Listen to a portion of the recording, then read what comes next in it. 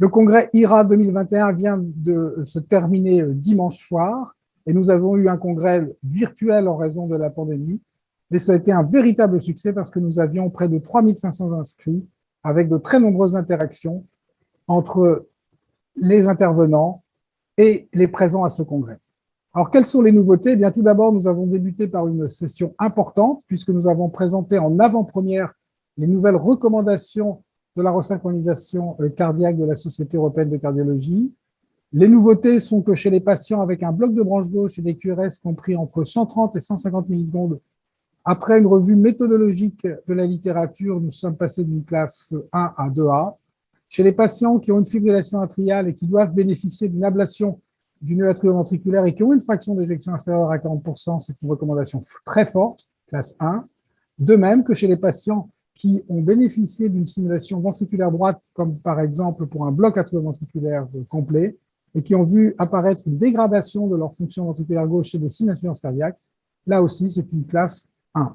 Enfin, lorsque vous avez un patient qui doit bénéficier d'une stimulation ventriculaire droite pour bloc atrioventriculaire complet, et lors de son bilan, vous retrouvez une fraction d'éjection inférieure à 40%, là aussi, c'est une classe de recommandation très forte pour la resynchronisation cardiaque. Une autre session était consacrée à l'update de ce guide pratique sur l'utilisation des anticoagulants non vitamine K qui a été publié dans EuroPace. Je vous montre quelques diapositives très pratiques qui vont vous aider dans votre prise en charge des patients. Tout d'abord, que faire des anticoagulants non antivitamine K chez les patients qui doivent bénéficier d'une intervention? Vous voyez que tout dépend d'une part du risque hémorragique, mais également des différentes drogues et notamment de la fonction rénale. Et vous appréciez que ce tableau est extrêmement pratique pour gérer ces patients, sachant qu'il faut toujours bien évidemment adapter patient par patient. Les chutes sont toujours un problème chez les patients qui sont en fibrillation atriale, qui doivent recevoir un traitement anticoagulant quel qu'il soit. Les chutes ne sont pas une contre-indication à l'utilisation des anticoagulants non vitamine K, mais il faut prendre des précautions et identifier les facteurs de risque, notamment les facteurs de risque modifiables.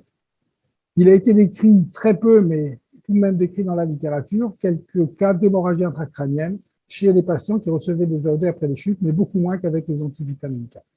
Et il faut surtout travailler sur la prévention des chutes et ne pas hésiter à référer le patient à un centre spécialisé pour ces patients dits chuteurs.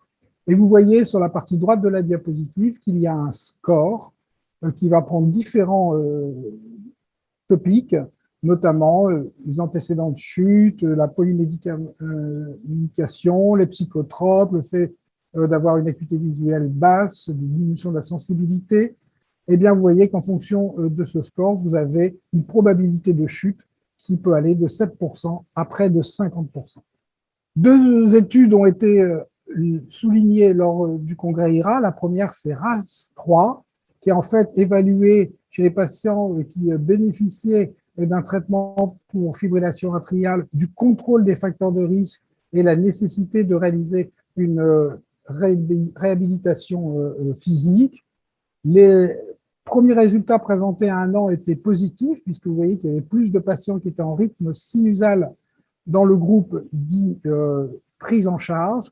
Par contre, à 5 ans, eh bien, on voit que cette différence n'est malheureusement plus significative, ce qui souligne la complexité de la prise en charge de ces facteurs de risque à long terme et la nécessité de suivre ces patients de manière très rapprochée.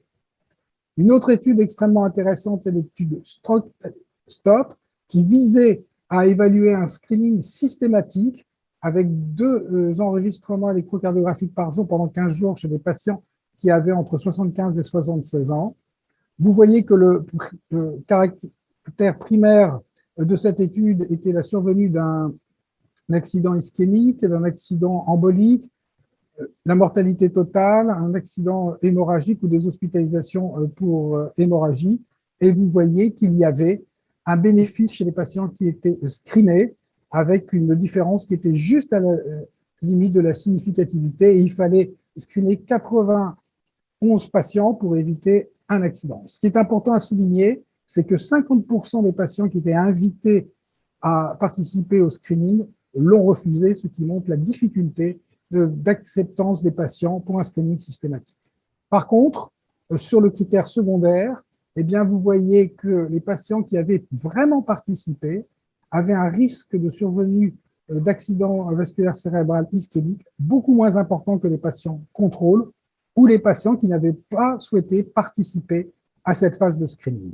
Je vous ai montré qu'une toute petite partie de toutes les données scientifiques importantes qui ont été présentées au congrès IRA 2021.